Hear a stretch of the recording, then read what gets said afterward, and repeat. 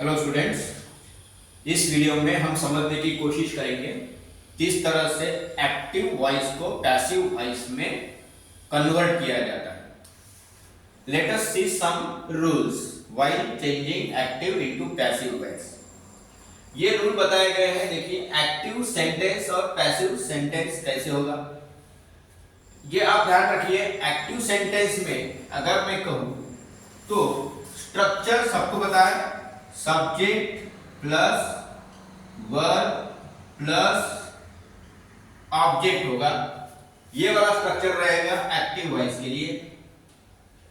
और वही passive voice में स्ट्रक्चर होगा, पहले ऑब्जेक्ट आएगा, उसके बाद में ऑक्सिलरीज आएंगे, उसके बाद में V3 फॉर्म आएगा और उसके बाद में फिर बाय लगा के सब्जेक्ट को लेके आना है। तो ये फॉर्म होगा passive form.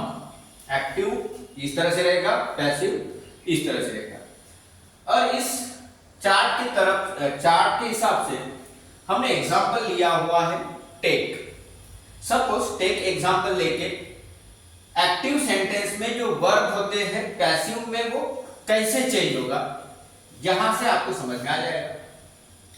Suppose present tense में है टेक या फिर टेक्स। अब आप सर बोलेंगे सर ये टेक और टेक्स में क्या फर्क है। ये टेक प्लूरल होगा, टेक्स सिंगुलर है। इसमें भी आप गलत नहीं समझना है कि यहाँ वर्ब को एस लगा है तो सिंगुलर हो जाता है। जहां इससे रिवर्स सिचुएशन होती है, जब हम सब्जेक्ट को एस लगाते हैं, यानी कि नाउन को जब एस लगाते हैं तो वो प्लूरल हो जाता है। लेकिन यहां पे वर्ब को अगर एस लगता है तो वर्ब सिंगुलर होगा। उल्टी सिचुएशन, अगर इस तरह का वर्ब है सिंपल प्रेजेंट टेंस में तो वो हो जाएगा इज या फिर आर टेकन। इज और आर, जैसे मैंने कहा ये ऑक्सिलरीज है, these are all auxiliaries. Taken V3 form है, उसके बाद में बाय, उसके बाद में सब्जेक्ट आएगा। वो डिपेंड करता है सेंटेंस किस प्रकार का होगा। नाउ अगर सेंटेंस का वर्ब प्रेजेंट कंटिन्यूअस में है, present continuous is are plus taking, अगर ऐसा है तो पैसिव वॉइस इस तरह से होगा, is being are being plus taken. अब आप सोच रहे होंगे सर ये दो दो क्यों लिखा हुआ है, तो डिपेंड करेगा कि जब ऑब्जेक्ट सिंगुलर अगर है, ऑब्जेक्ट अगर सिंगुलर होगा तो इज लगेगा, ऑब्जेक्ट अगर प्लूरल है तो आर बीइंग लगेगा। सिंगुलर के लिए इज बीइंग, प्लूरल के लिए आर बीइंग लगेगा, ये ध्यान रखना है। इसी तरह से एग्जांपल्स हैं, जैसे टुक, ये पास्ट टेंस है, तो पास्ट टेंस में अगर है तो वो हो जाएगा वाज टेकन या फिर वर टेकन। अब ये सारे जो नियम है, जैसे विल है तो विल भी होगा, कैन होगा तो कैन भी होगा, शुड है तो शुड भी होगा, ठीक है। Should be plus V3, can be plus V3, ऐसे होंगे। So I hope you all understood the rule while changing active voice into passive voice. अब हम कुछ एग्जांपल के थ्रू इसको और पक्का करने की कोशिश करेंगे।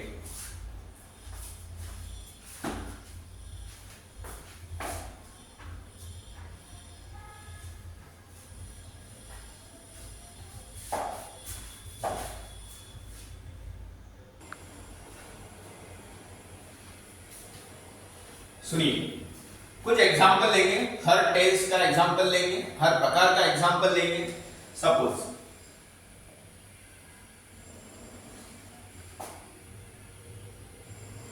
she brings tomatoes, she brings tomatoes। अब ये सेंटेंस देखिए, यहां सब्जेक्ट है, ये वर्ब है और वर्ब प्रेजेंट टेंस में है, ओके। और टोमेटोज ये ऑब्जेक्ट है। इसके पहले वीडियो में आपको मैंने बताया था ऑब्जेक्ट किस तरह से ढूंढना है। ये ऑब्जेक्ट है, या इसे हम कैसे समझेंगे? तो ऑब्जेक्ट कैसे है? What does she bring, what does she bring, answer आता है शी ब्रिंग्स टोमेटो, तो ये ऑब्जेक्ट है। अब देखिए ये है एक्टिव, इसको कन्वर्ट करना है पैसिव में, तो पैसिव में कन्वर्ट होगा तो क्या होगा? पहले तो आप लेंगे ऑब्जेक्ट यानी टोमेटोज,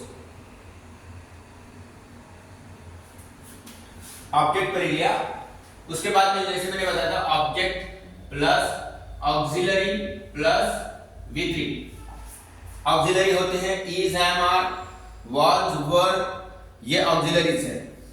टोमेटो अब यहाँ पे है तो है, या तो ऑक्सिलरीज है, दिख रहा है क्या? नहीं दिख रहा है, ये वर्ब दिख रहा है, लेकिन ये वर्ब प्रेजेंट में है और ये टोमेटो प्लूरल में है, तो आर यूज करो।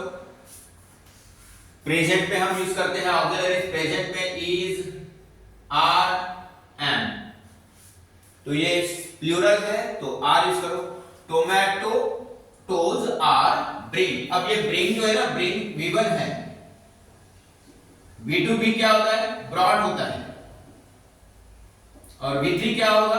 ब्रॉड ही होगा, तो यहां होगा tomatoes are brought by. Now यहां पे ध्यान रखना, ही अगर है तो हिम हो जाएगा, शी अगर है तो हर हो जाएगा, दे अगर है तो देम हो जाएगा, अंडरस्टूड? आई अगर है तो मी हो जाएगा। ओके, तो यहां tomatoes are brought by her. Okay, now second example, we called them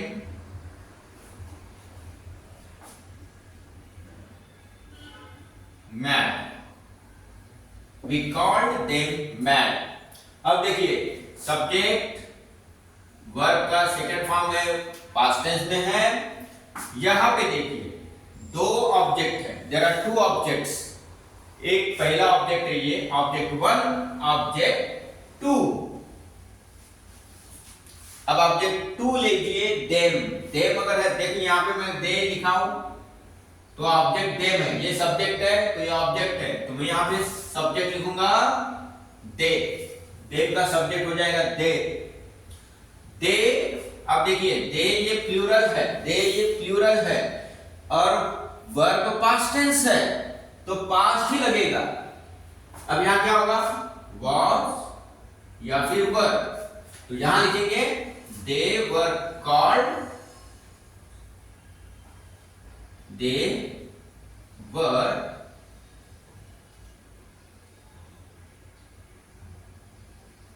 called mad, they were called mad by us, they were called mad by us, हमारे द्वारा उनको पागल कहा जाता है, जाता था। तीसरा सेंटेंस, नाउ तीसरा सेंटेंस प्रेजेंट कंटिन्यूअस में लिखेंगे,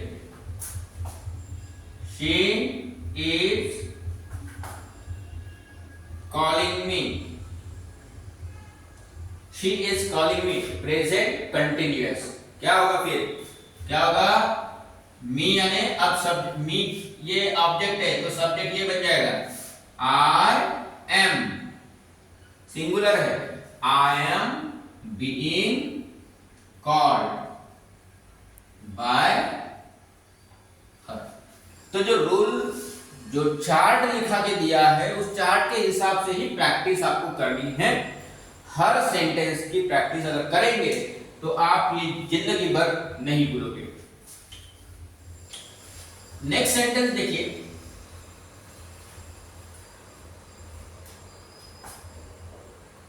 दे कैन